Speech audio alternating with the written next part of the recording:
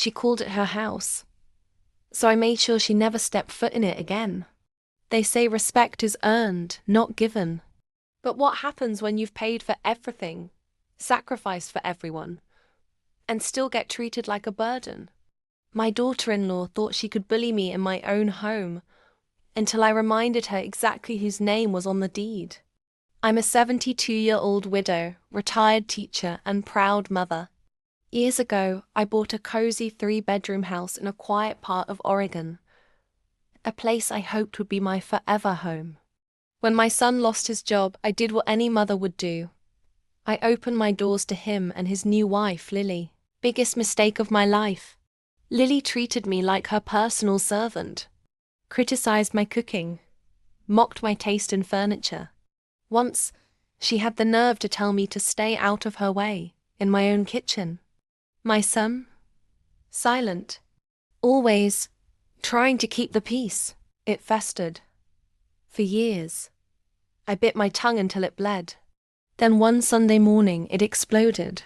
She snapped at me over something ridiculous, accused me of snooping just because I'd folded their laundry. I finally yelled back, called out her entitled attitude. My son stepped in, and I'll never forget what he said. "Mum, don't argue with my wife in her house." Her house? I laughed. The kind of laugh that chills a room. Because that very morning I'd been at the county office, transferring the deed back into my name only. You see, I'd put both their names on it years ago, to secure their future. Another mistake. But old age doesn't mean stupidity, and I'd spent months preparing.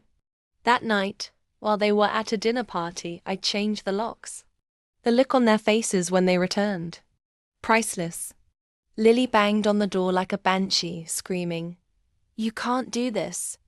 I opened the door, smiled sweetly, and said, "Oh, but I can. After all, you did say it was your house. So I'm reclaiming it." My son begged me to at least let them collect their things. "Of course," I said.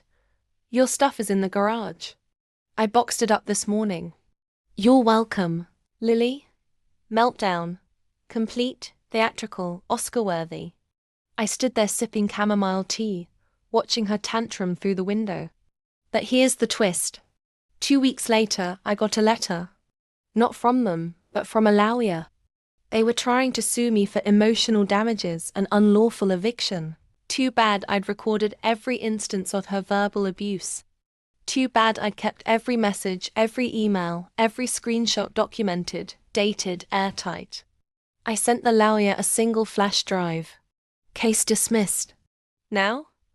They're renting a tiny apartment across town. Meanwhile, I've converted their old room into a reading lounge with velvet chairs and a wine cabinet. Don't bite the hand that bought your roof, cooked your meals, and loved you like family. Because that hand might just change the locks. Click subscribe for more jaw-dropping stories of justice, karma, and unexpected revenge. Trust me, you don't want to miss what's coming next.